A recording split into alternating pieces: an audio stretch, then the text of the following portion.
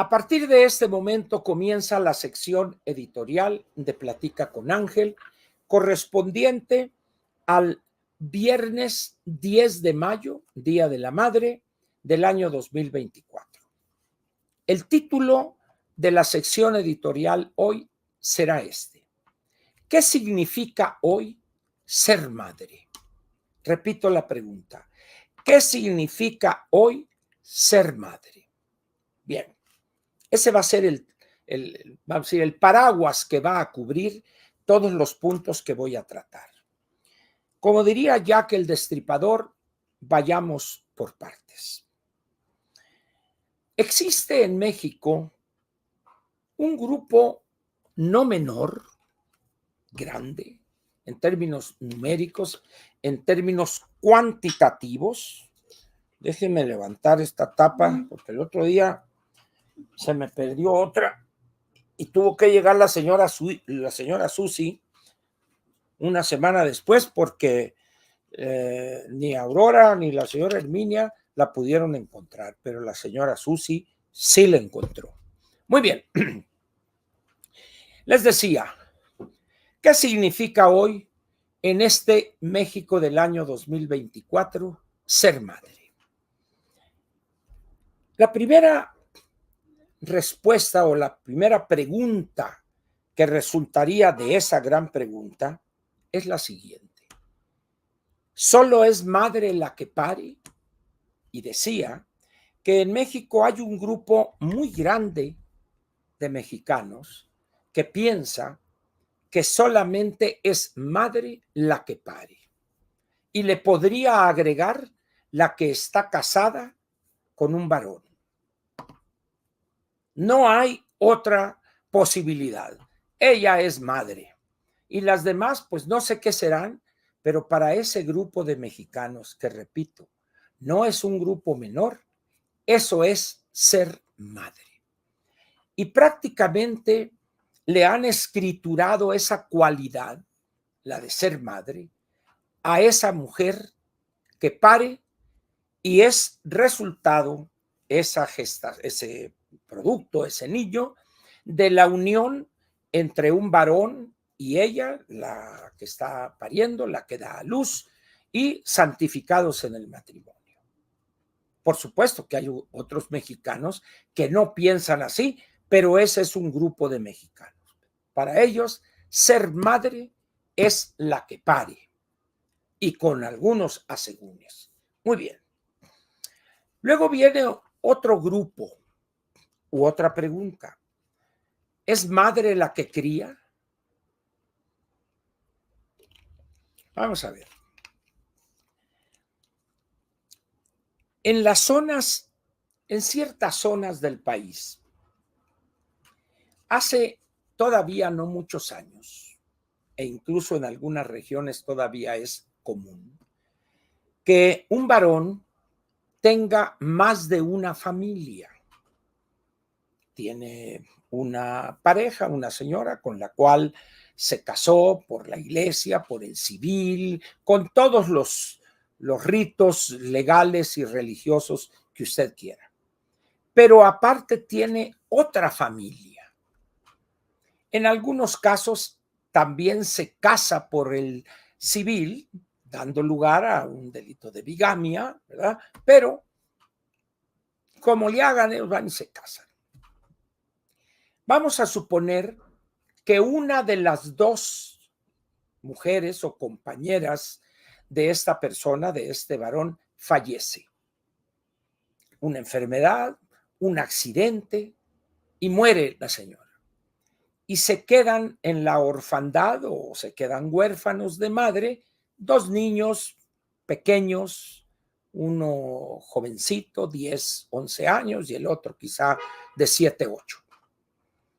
Y el varón toma a esos dos niños y se los lleva a la casa de la esposa.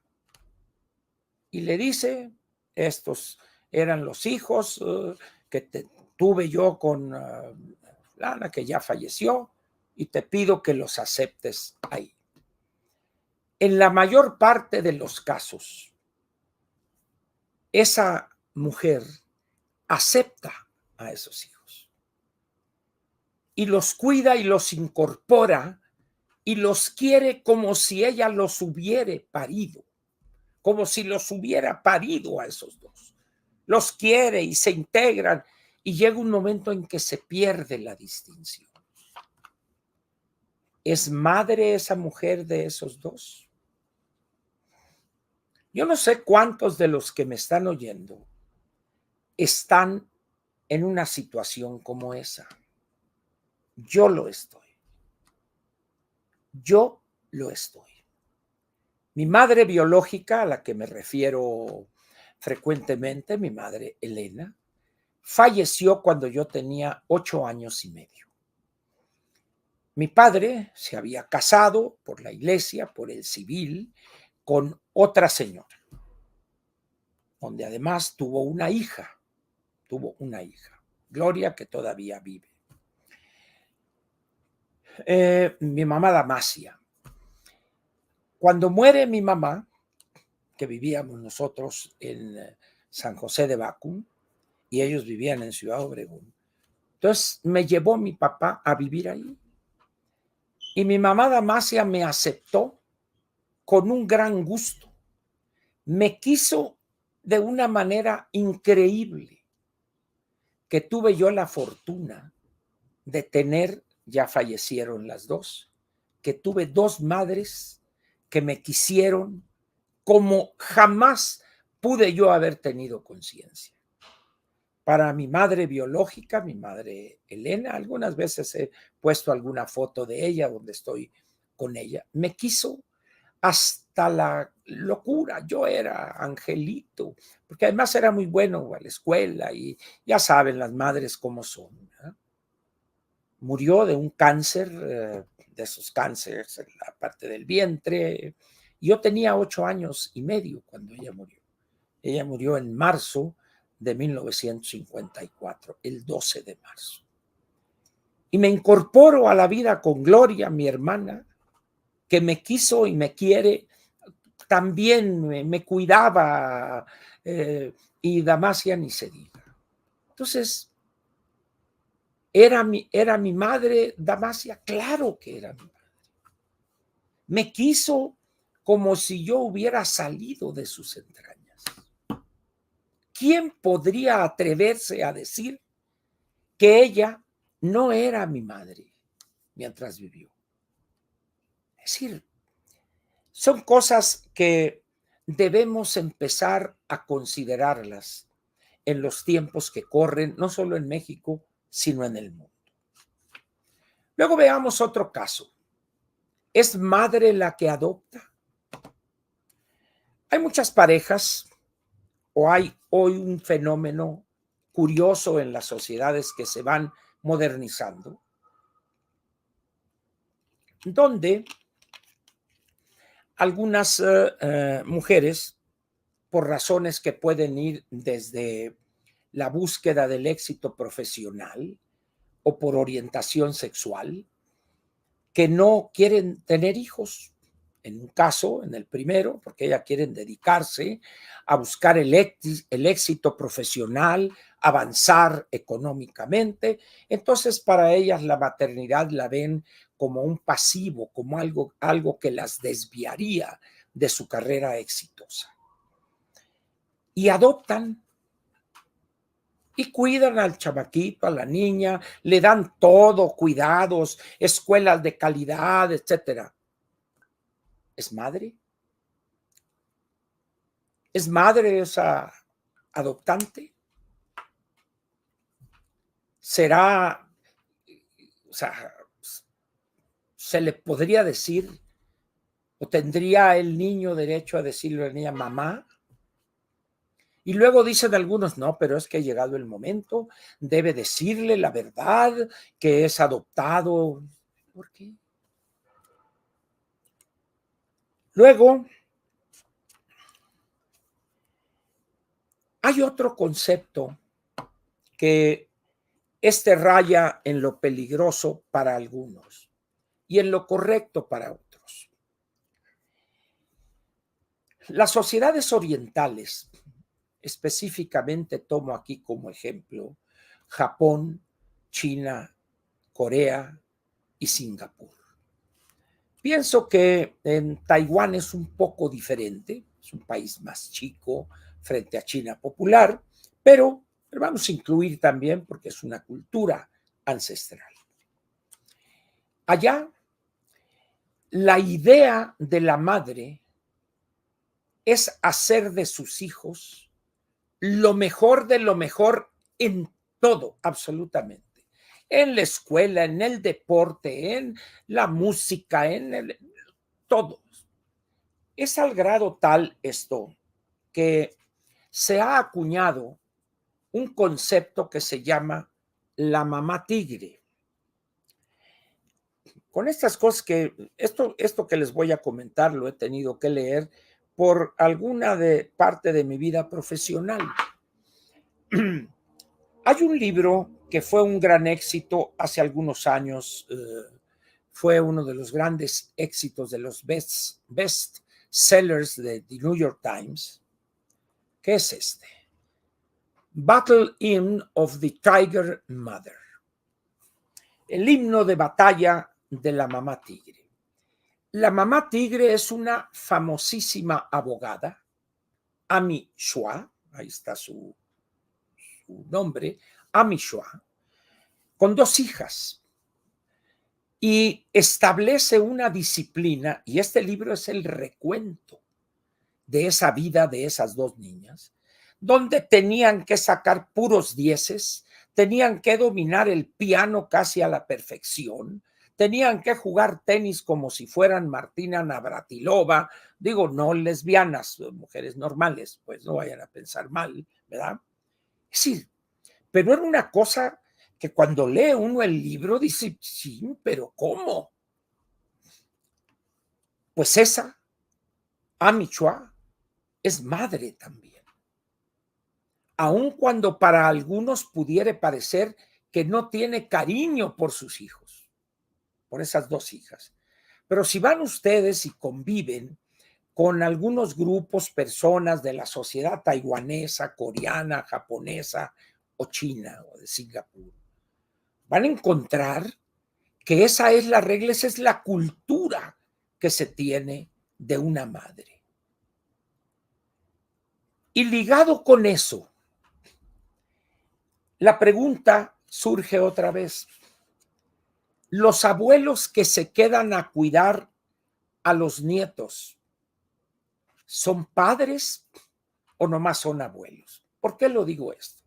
Nomás para que vean la diversidad de situaciones en cuanto a la familia que se ha registrado en el mundo. La República Popular China, cuando se abre allá por los años del 80 con Deng Xiaoping y su famosa frase, no importa el color del gato con tal de que case ratones.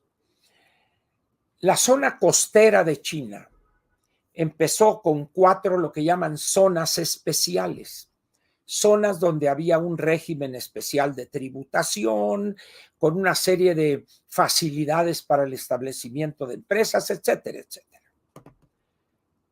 Y los jóvenes de zonas rurales se venían a trabajar a esas fábricas, a esas plantas, y ahí vivían prácticamente acuartelados, sin vacaciones. Había la fiesta esa del nuevo año lunar y se iban una semana a sus lugares de origen con regalos y eso, pero el hijo o la pareja la dejaban con los abuelos y ellos convivían y en ese sentido, esos abuelos eran los padres de esos niños o de ese niño. ¿Es malo eso? Podría llamarse madre aquella que se va a 3, 4 mil kilómetros de distancia a sobarse el lomo y trabajar como desesperada para llevarle algo a los padres y a los hijos. Llamarse madre si no ha criado a sus hijos. Esto lo ven en el lejano oriente y es muy popular allá. Casos como el de Singapur o Japón, por ejemplo, los abuelos son los encargados de llevar a los nietos a las clases particulares de inglés, de computación, porque la competencia para pasar el examen de admisión a alguna universidad de prestigio es increíblemente riguroso. No es como dice aquí la señorita Brugada, perdón.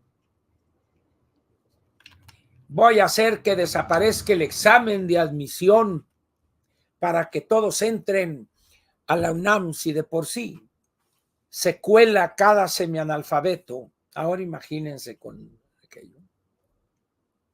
Entonces, ¿qué se puede decir de esos casos? Pero ahora le va otro caso. Hace algunos años leí un artículo largo en el periódico The New York Times, en el suplemento dominical, The Times Magazine se llama, que se llamó en aquel entonces, el título, Las Madres de Nueva York, creo que era el título. Un reportaje largo, intenso en algunas partes, en algunos párrafos, y sumamente interesante. Estamos hablando de señoras que la mayor parte eran señoras de color, señoras maduras o mayores, que eran contratadas, por mujeres altamente exitosas en el mundo de las finanzas, del marketing, de ejecutivas de alto nivel en Nueva York, que estaban 3 días de la semana fuera, que vivían poseían un gran departamento en Manhattan, y esta señora, la que cuidaba a 1 o 2 de los hijos, y tenían 2, se convertía al paso de los meses y los años en la madre de esos niños. Era la que cuidaba de su ropa, preparaba para que pasaran por ellos a la escuela, los enseñaba a rezar antes de dormirse. Y llegaba el momento en que esas señoras eran las tutoras, las educadoras, las que transmitían valores a esos niños.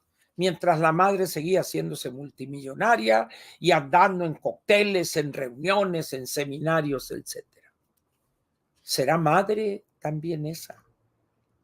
¿O son más madres las que cuidaban a esos niños y los educaban?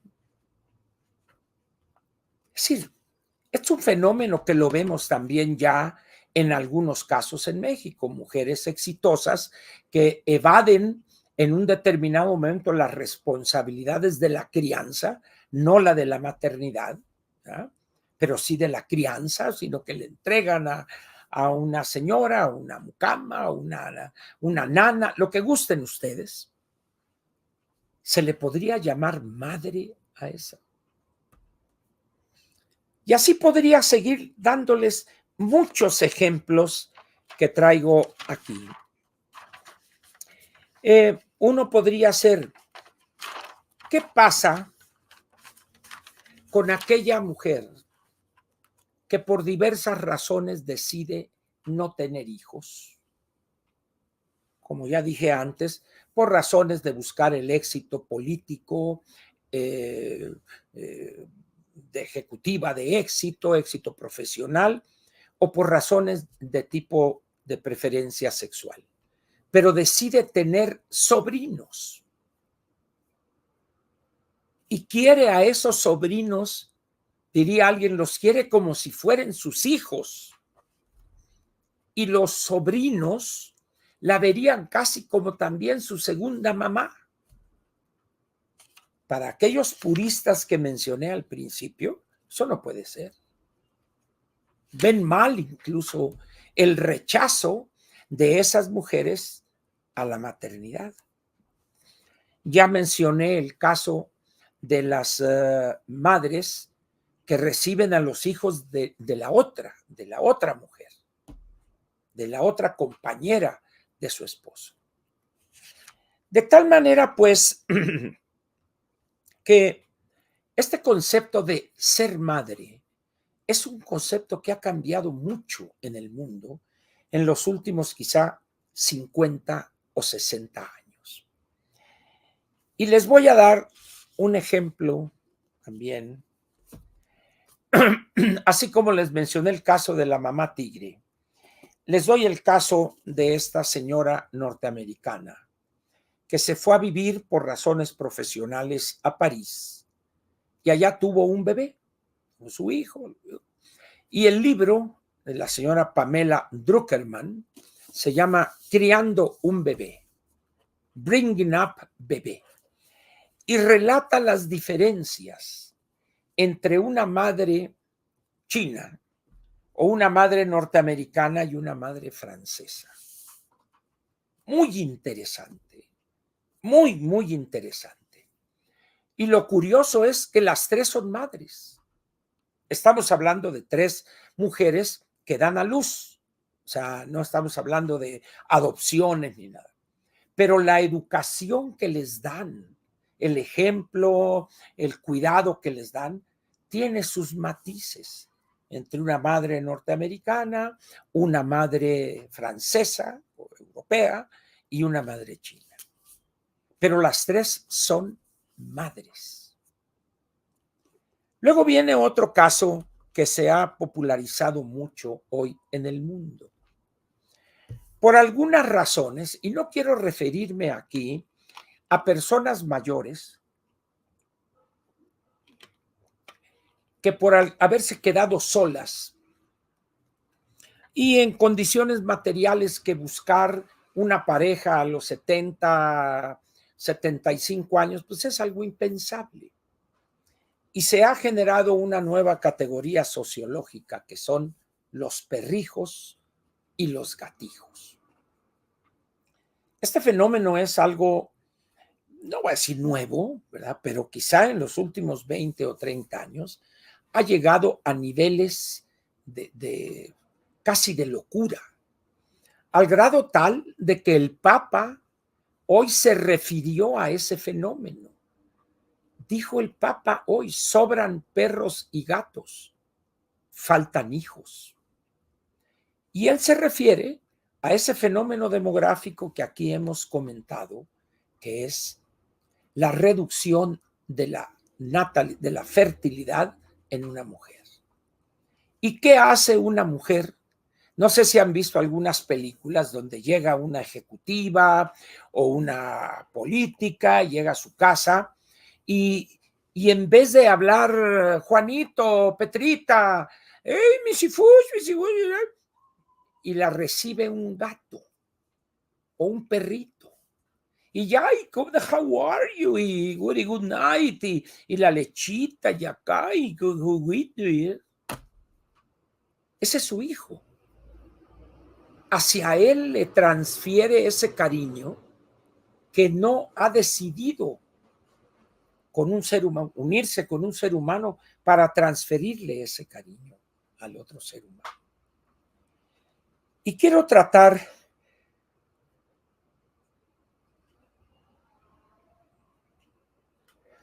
se me fue. Muy bien. Hay otro caso. Esto se ha dado mucho en los Estados Unidos en los últimos años. A raíz de la llegada de la mujer profesionista, las grandes compañías, sobre todo las compañías, las tech, que les llaman, Apple, que luego Meta, o las que tienen grandes, la que es Amazon también, Facebook, que ahora forma parte de ese conglomerado, Meta, etcétera. Pues llega un momento en que promueven a ejecutivas y que demuestran calidad y les invierten millones de dólares en ellas, calificación y viajan y todo. Y para ellos, el que esa dama, esa mujer, se embarace, dicen: oye, no, me vas a partir. Cuando menos 2 o 3 años, me vas a desbalancear esto. Te propongo lo siguiente. Tú tienes ahorita 28 años, estás en una etapa óptima. ¿Qué te parece si vas a una clínica de esa súper, a que hagan una cosecha de óvulos? Eres sana, una mujer con fuerza, etcétera, y esos óvulos los guardamos. Nosotros pagamos, la empresa, todo el procedimiento, el mantenimiento de esos óvulos. Y si a los 35, 36, 38 años quieres tú embarazarte, no hay ningún problema. Ahí tienes tus óvulos listos. Y ahí es donde viene una gran tragedia frente a ese deseo de ser madre a esa edad y la naturaleza. Se presenta el problema de cómo vamos a fertilizar esos óvulos o ese óvulo. ¿Se va a buscar una pareja? ¿Va a buscar a un amigo de confianza y le va a decir, oye, quiero esto, esto y esto, y quiero que vayas y pues, te saquen espermatozoides, etcétera? Y con esa esperma se fertilice uno de los óvulos que tengo ahí, que me lo implanten en mi sistema reproductivo. En algunos casos aceptan, pero en muchos casos el amigo dice no. ¿Por qué? Pues porque a querer y no, ese va a ser mi hijo. Hay otros casos, los bancos de semen, y esto ha generado una serie de problemas en Estados Unidos, de personas que, por ejemplo, vatos acá caritas, acá tachones, inteligentes, que vendían semen. Y entonces llegaba gente, no, pues yo quiero uno güerito acá y esto así, órale, pues aquí está este vale tanto. No, pues es chapito, menos dólares vale. Bueno, por alguna razón, un descuido, se ha dado el caso de que se ha descubierto la identidad de ese o donante de esperma. Hay un caso que fue muy famoso en Estados Unidos, donde este hombre tiene como 100 hijos y empezaron a salir los hijos con diferentes esposas. Pero no hubo, ni él sabía, ni la otra quién era, etc. Es decir, se están creando situaciones raras, por decirlo menos. Pero vamos hoy a quitar esa situación y vamos a concentrarnos en aquella mujer exitosa profesionalmente que llega a los 35, 36, 38 años y en ese momento le surge la necesidad para llenar su vida de ser madre. Tiene óvulos, muy bien. Va a un banco de semen, se adquiere el semen, un donante anónimo y pómbale, ya fertilizado el óvulo, se lo implantan, pero previamente a eso, cuando ya están en los 38, 40 años, la naturaleza es tan sabia que a esa edad ya una serie de elementos fundamentales en la gestación han desaparecido o casi desaparecido en la mujer.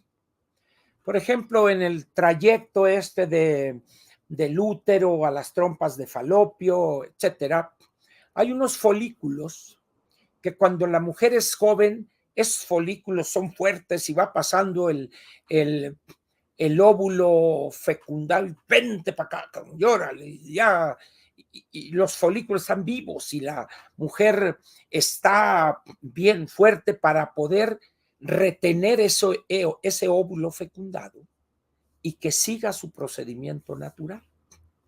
Pero hay otros casos donde por la edad pues ya no puede. Entonces, cuando analizan eso, inyecciones de hormonas para hacerle creer a la naturaleza que esa mujer es más joven de lo que realmente es.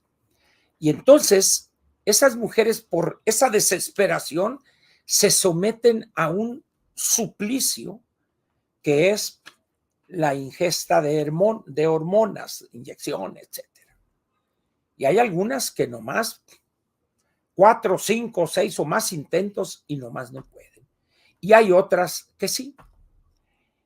Este caso se ha prestado para muchos charlatanes, muchos sinvergüenzas, que explotan ese deseo de la mujer de ser madre. Les recomiendo, para quien les interese el tema, este libro que es interesantísimo y además duro en algunos capítulos. Este libro se llama Motherhood Rescheduled, o sea, sería maternidad,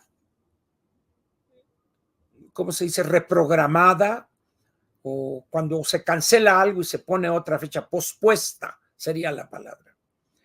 Este es el recuento que hace la autora Sarah Elizabeth Richards. Es el recuento que hace de su experiencia y otras 4 mujeres. Hay casos que relata ella donde estaba en una junta, porque además tiene la inyección de hormonas que ser preciso el momento. Entonces se salía de la junta y se iba al estacionamiento y sacaba ahí la aguja y se inyectaba. Y varias veces la policía la detuvo pensando que era una drogadicta que se estaba inyectando heroína.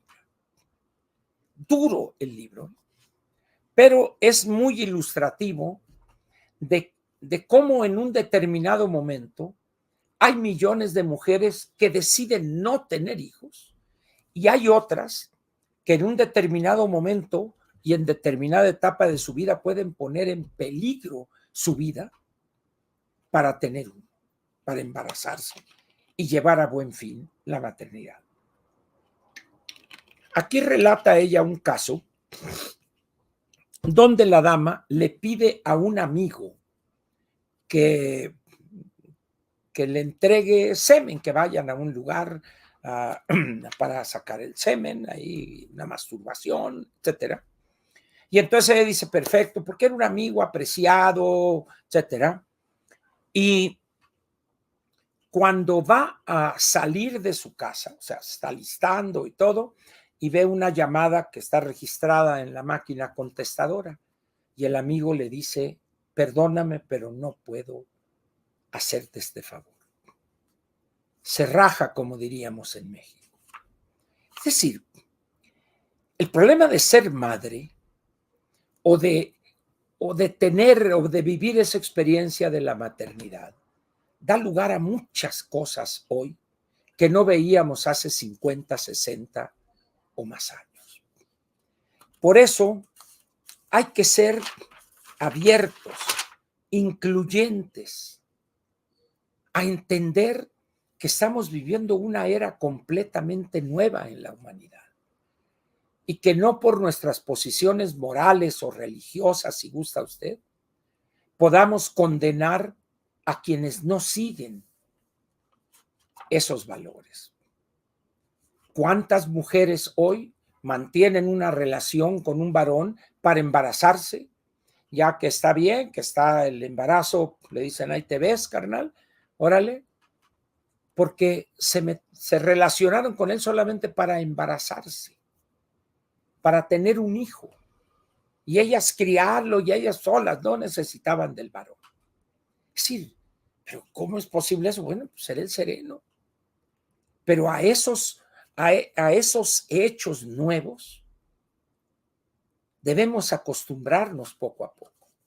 En México se ven menos o con una frecuencia menor que en Estados Unidos o que en algunos países europeos. Pero va a llegar el momento en que esto va a ser the name of the game. Miren, en México, ahorita les voy a dar este dato. Vamos a ver. De hijas. El problema de las jovencitas, de los adolescentes que tienen hijos. Estamos hablando de cientos de miles de jovencitas o niñas que se embarazan, ya sea por una violación o simplemente por descuido, por no usar preservativo, etcétera. Y eso ha dado lugar a una serie de vicios, abusar de la píldora del día siguiente, la píldora de emergencia, que eso genera una serie de problemas que se van a ver en 7, 8, 10 años posteriores. Es decir, un embarazo a una niña de 13, 14 años le parte la vida. Le parte la vida. Va a tener que cuidar el niño, no va a poder seguir si quería estudiar una carrera, etcétera, etcétera. Los padres en muchos casos la van a despreciar, la van a querer correr, vete con tus abuelos allá que te aguanten, etcétera, etcétera. Poco a poco, esa irrupción de la mujer en las actividades profesionales les ha dado libertad, les ha dado capacidad de decidir. El aborto es una manifestación de esa situación. Ya conoce usted cuál ha sido el desenlace, lo que ha pasado aquí en México, y es un tema que sigue. Hay decenas de millones de mexicanos que se oponen rotundamente, aun cuando el producto venga mal formado, etcétera. Ellos dicen es que esa es la vida que te dio Dios y tienes que aceptar. En otros países no se dejan llevar por eso, porque tienen otra visión de la vida, o sea, no son tan religiosos. En España, siendo un país con una presencia histórico-cultural de la Iglesia Católica, es un país que pues simplemente no acepta eso y como dirían en mi tierra, le dan vuelo a la hilacha, pues, ¿no? Coloquialmente hablando. Con esto, ¿qué quiero decirle? Con este apretado recuento de situaciones relacionadas con el ser madre. Que el mundo ha cambiado y en México millones de mexicanos no solo no han cambiado, sino que no entienden que el mundo ha cambiado y hay un reflejo inevitable en la sociedad mexicana de esos cambios. Conozco muchos casos de jovencitas que pues se han embarazado, no aceptan ni ellas ni la familia que haya un aborto. Entonces nace el niño y es su hermana prácticamente, porque quien cuida es la abuela y la otra sigue yendo a la escuela y todo, y el niño empieza de manera natural a ver a la abuela como su señora madre.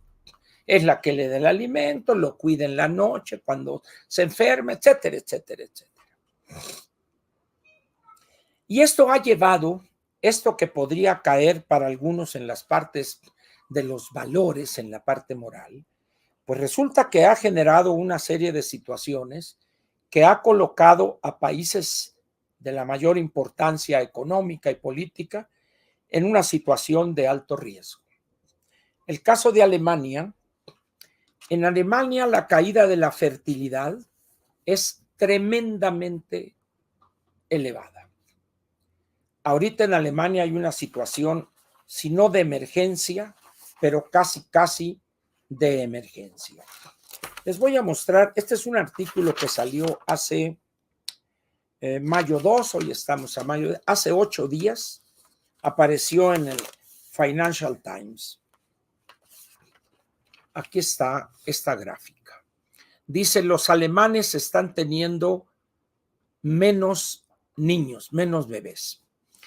Ustedes podrán ver esta gráfica, cómo va cayendo al paso del tiempo. Aquí en la parte más elevada de la curva hay una zona sombreada que le llaman la parte en estos años de los años 60, si no me equivoco. Efectivamente, es cuando la generación está, los baby boomers, y tuvieron hijos a lo baboso, pero poco a poco esto fue cayendo. Ustedes pueden darse cuenta cómo vienen menos, aquí hubo un piquito, pero esto sigue la tendencia hacia la baja, al grado tal que en estos años, ahorita Alemania está muy, pero muy debajo de lo que se llama tasa de reposición, que son 2.1 hijos por mujer. ¿Cómo afecta esto a Alemania? Alemania requiere hoy y en los próximos 10 o 15 años, cuando menos, una infusión de 400,000 migrantes al año. La señora Merkel, lo cual llevó a que estuvo a punto casi de que la derrocaran antes de que cumpliera el segundo periodo, aceptó a 1.100.000 sirios y no fue suficiente. Ahorita los partidos de la derecha, uno que se llama Alternativa para Alemania, se oponen totalmente a la migración, sin darse cuenta de la racionalidad económica que están pateando. Si no aceptan la llegada de migrantes, podrán poner los criterios que quieran, ¿verdad? Van a entrar en un severo problema de falta de mano de obra. Los Estados Unidos igual o peor que Alemania, Canadá igual, y casi todos los países europeos están en las mismas condiciones. Pero contra la ignorancia no se puede, contra la estupidez trompiana es imposible dar argumento alguno. Ustedes obsérvenlo los domingos en una plaza comercial. Si van ustedes con su novia, con su pareja, siéntense a tomar un café ahí en esas partes abiertas y observen las parejas que van caminando. Y traten de contar cuántos hijos llevan de la mano. Vayan a Perisur, que es un centro comercial, ¿verdad? Que no tiene departamentos ni oficinas, que sería el clásico centro para ir a comprarle ropa a los chamacos, zapatos, tenis, lo que quieran. Vayan ustedes un día a Perisur, un sábado, un domingo, y siéntense ahí en los descansos que están en ese corredor y se van a sorprender. En México, un país muy católico, diríamos, pues las mujeres ya no quieren tener hijos como antes. Y eso hoy ya se deja sentir en algunas regiones del país.